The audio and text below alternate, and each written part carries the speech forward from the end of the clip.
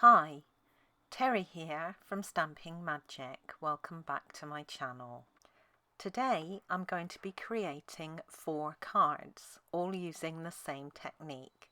Now I've only got 3 of the cards here because the 4th design is still in my head and I haven't created it yet.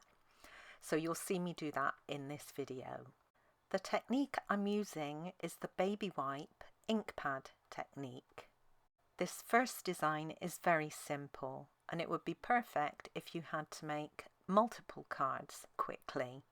The colours of ink that I used for this one are Cajun Craze, Pumpkin Pie, Crushed Curry and Shaded Spruce.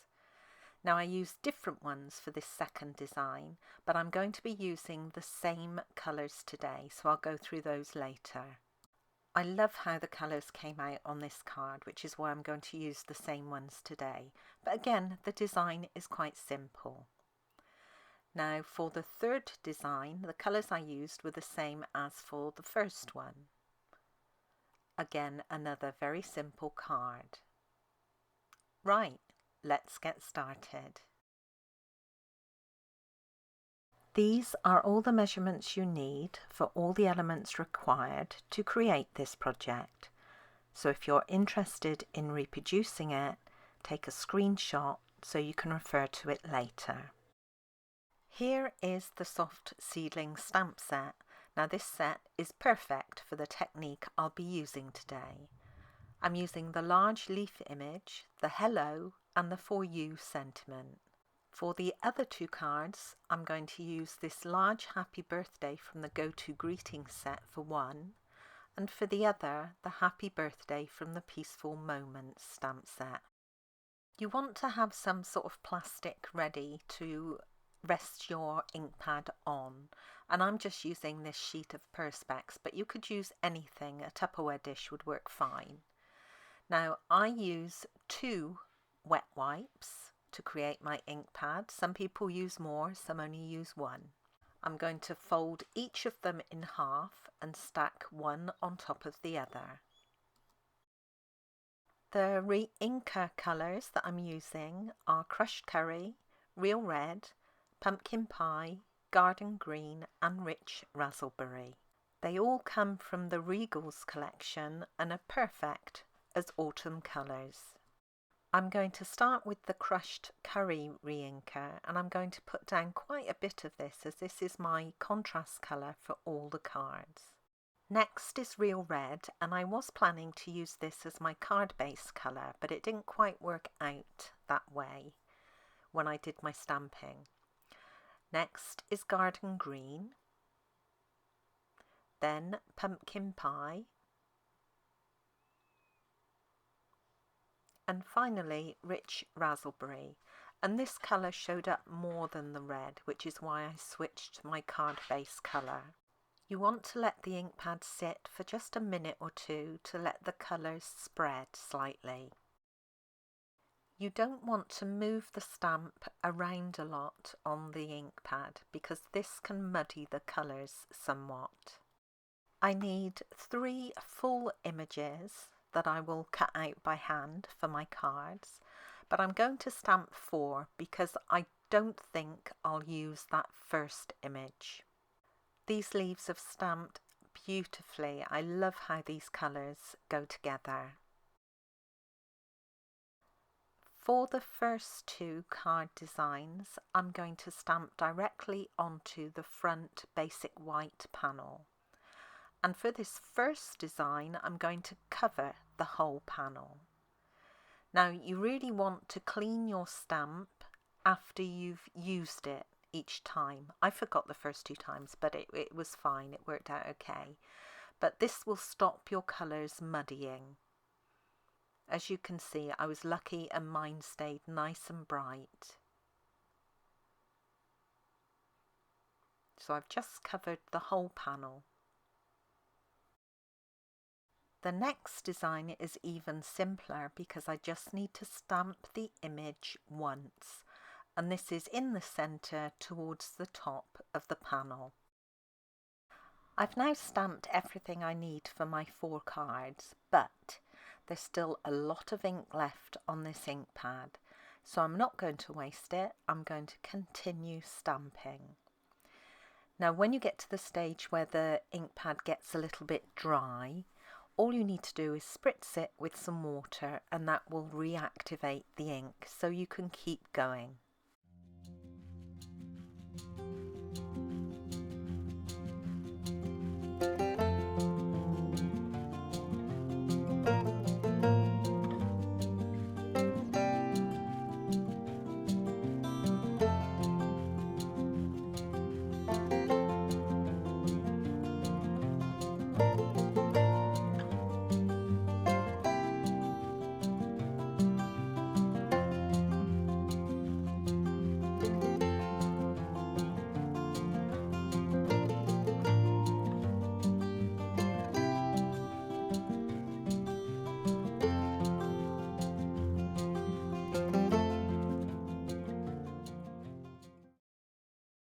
Each of the 4 cards will have a different sentiment and they'll all be stamped with rich raspberry ink. So first of all I've stamped the hello, and this is just on scraps of basic white card, and then the lovely scripted happy birthday. Now this large piece of basic white is because I'm going to die cut the sentiment. So I'm going to position the sentiment in the bottom right corner. The die is from the Scallop Contours set and it's a second size down. So I've just placed it onto my basic white card. I'm going to stamp the sentiment more or less where I want it. It doesn't matter if it's not in exactly the right place. It doesn't matter if it's not straight, because now I can move the die so that the sentiment will be die cut in exactly the right place. Once I'm happy with the positioning, then I can secure it with some washi tape and run it through. The remaining 2 sentiments are going to be die cut using the Stylish Shapes dies. So the largest flag or label die for the happy birthday, and the second size up for the hello. When I die cut the hello, it will be die cut with the hello in the center. Now I'm sure you can see that the die I'm using for the happy birthday is not long enough. So I'm going to do a little magic trick here and extend the die so it fits. I'm going to position the right hand side first of all. So I need to make sure that my die is in exactly the right place to die cut the right side. Once I'm happy, I can secure it with some low tack tape. I can now bring in my die cut machine's platform, and I use the Big Shot, and I'm going to do some partial die cutting. Now all this means is I'm going to position the plate so it doesn't cut the complete die shape. Where the plate ends is where the cut will stop. So I'm positioning the plate, the clear plate, just before it will cut that second flag end. Now I've run it all the way through, and when I remove the plate and the die, you'll be able to see the partial cut. Now I can cut the left hand side of the sentiment. Now at this point I should have made a pencil mark either side of where that cut ends, okay, but I forgot. So you'll see me do it later. Now what I'm trying to do here is get the die into position, but also get it to slot into the little holes and the cuts that it's already made. It wasn't working for me on the platform, so I've picked it up and it's just fallen into place. Once I'm happy, I can secure it again with some washi tape. And this is where I realised I hadn't done the pencil marks, so I'm going to do them now. They don't need to be exact, it just gives you an idea of where to place the clear plate. So now with the pencil marks, I know where to position the plate, and I want to position it so the edge is just past the pencil marks. And then I can run the whole thing through again. It won't cut the right hand side because there's no plate on top of it. So I've been able to extend my die to accommodate the size of my sentiment.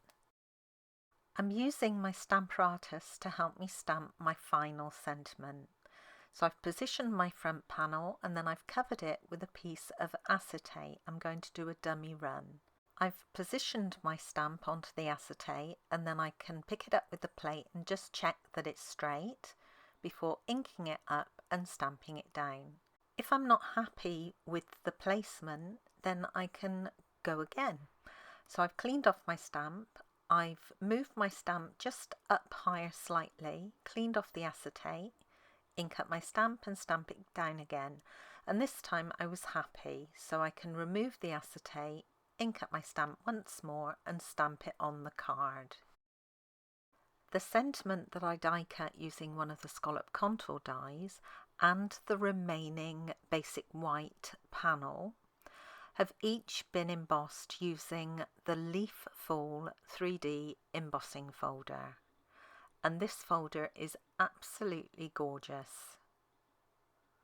It's one of the thicker folders and it's a 6-inch one. For the die cut panel, I've ensured that the embossing does not go over the sentiment. The other panel, it just goes from top left to bottom right. I'm going to show you how to put each of the 4 designs of cards together, but the card bases are identical, so I'll just show you that once. Now my card base is in rich raspberry, which is half a standard sheet of card, scored in the middle and folded to create a portrait card. For inside the card I have a basic white mat and I'm going to decorate the bottom of it with a strip of crushed curry card, onto which I'm going to add some of the Tea Boutique Designer Series paper. Each of the cards will also have a crushed curry mat on the front of them, and then the individual panels will be layered on top. So this is my first design.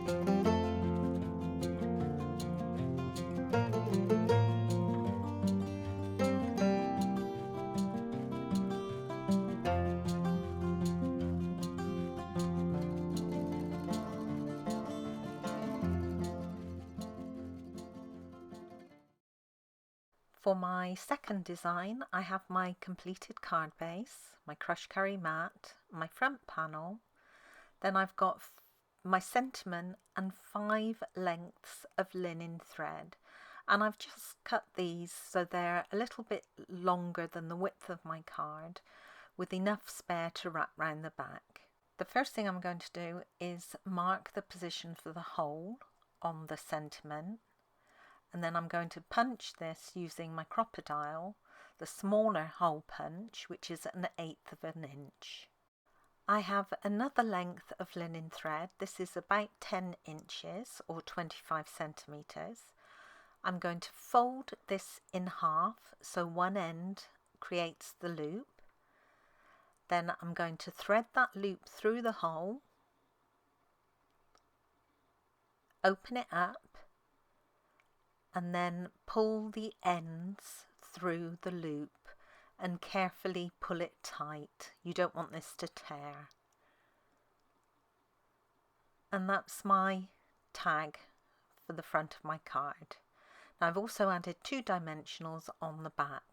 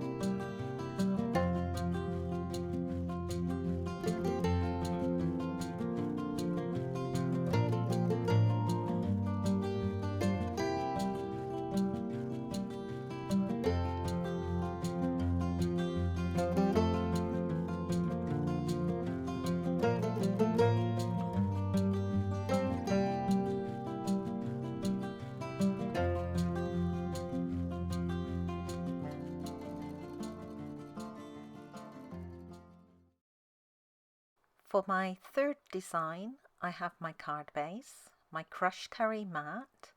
Onto that I'm going to add a mat of the Tea Boutique Designer Series paper. Then I have my stamped, embossed and die cut panel, and then I've got my full image that I've cut out by hand, and I've added dimensionals all over the reverse. I've also removed the backings ready.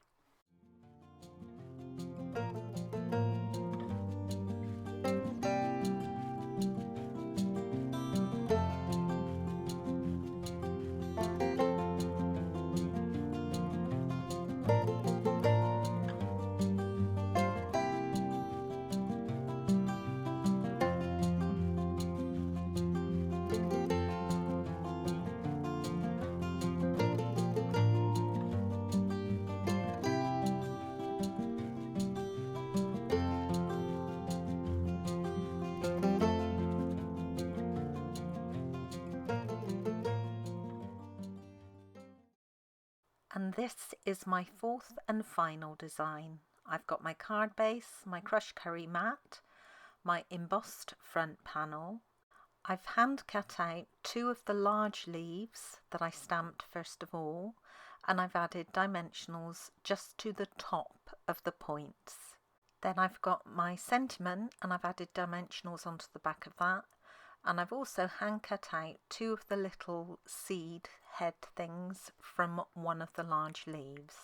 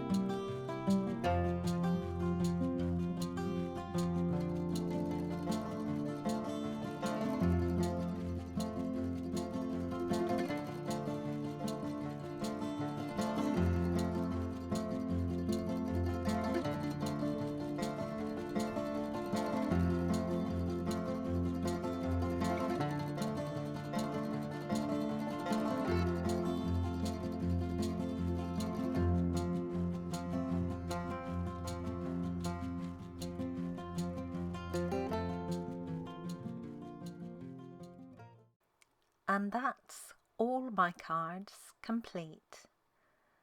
So this first very simple design, this one's perfect for making fast multiples of.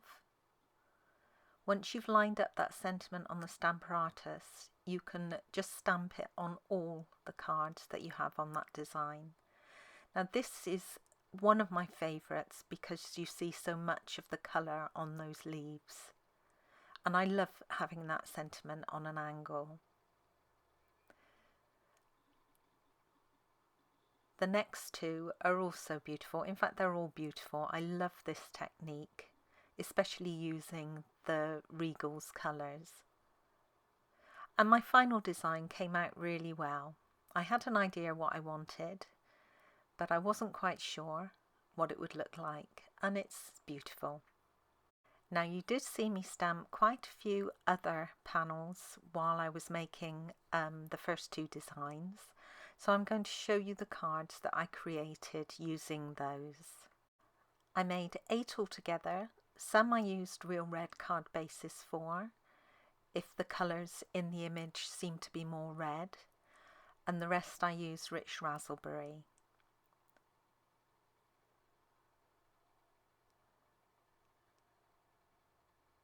And they're all beautiful cards, and they're suitable for males or females.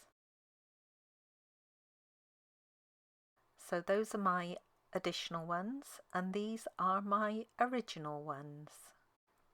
And you can see the different sorts of looks that you get when you change the colours. You want to keep at least 3 colours, but probably no more than 5. Thank you for joining me today. I hope you enjoyed this project. If you did, please give it a thumbs up and don't forget to subscribe and hit that notifications bell so you don't miss out on any future videos. Bye for now.